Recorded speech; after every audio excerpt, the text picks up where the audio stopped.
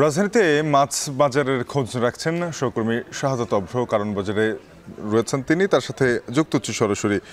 অভ্র, জানাবেন যে দেশি চাষের মাছ এবং নদীর মাছ, সামুদ্রিক মাছ, সব মাছের দাম কেমন দেখছেন, সরবরাহ কেমন রয়েছে বাজারে?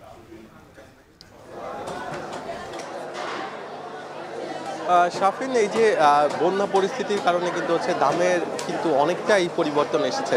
মানে প্রতি মাছে কিন্তু কেজি প্রতি 50 থেকে 100 টাকা, কোনো কোনো মাছে 200-300 পর্যন্ত কিন্তু বেড়েছে। বিশেষ করে ইলিশের কথা যদি বলি, ইলিশের ক্ষেত্রে কিন্তু বিশেষ করে যেই বড় মাছগুলো আছে সেই ক্ষেত্রে কিন্তু দাম বেড়েছে 300 থেকে 400 টাকার মতো। মানে বড় মাছগুলো আগে পাওয়া যেত 1600-র মধ্যেই, কিন্তু সেগুলো কিন্তু এই মুহূর্তে পাওয়া যাচ্ছে ইলিশের বড় সাইজ, যেগুলো 1 কেজি ওজনের হয়ে থাকে বা 1 কেজি থেকে বড় হয়ে থাকে, সেগুলো কিন্তু 2000 টাকা থেকে বেশি দিয়ে কিনতে হচ্ছে।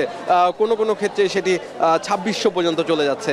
আর অন্যদিকে যেগুলো কিছুটা ছোট তুলনামূলক, সেগুলোর ক্ষেত্রে কিন্তু আপনাকে কিনতে হবে 1800 টাকার মধ্যে, অথচ সেগুলো 1400 থেকে 1500 টাকার মধ্যেই গত সপ্তাহেও বিক্রি হয়েছে।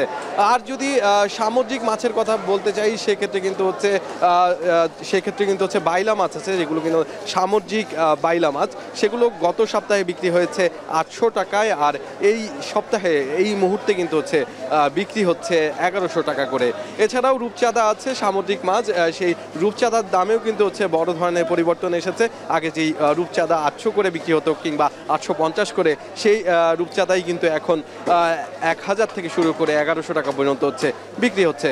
আর যদি আমি বলতে চাই যে যেগুলো কিনা চাষের মাছ, বিশেষ করে শিং মাছের কথা, শিং মাছ কিন্তু 50 টাকা বেড়ে কিন্তু 400 টাকা কেজিতে বিক্রি হচ্ছে।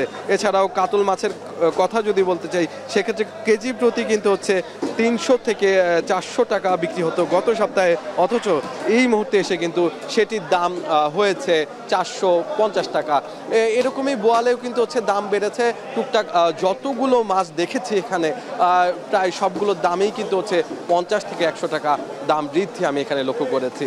শাফিন, এই ছিল আমার কাছে সর্বশেষ। সহকর্মী শাহাদাত অভ্র যুক্ত হয়েছিলেন কারণ বাজার থেকে, জানাচ্ছিলেন মাছের দরদাম নিয়ে বিস্তারিত।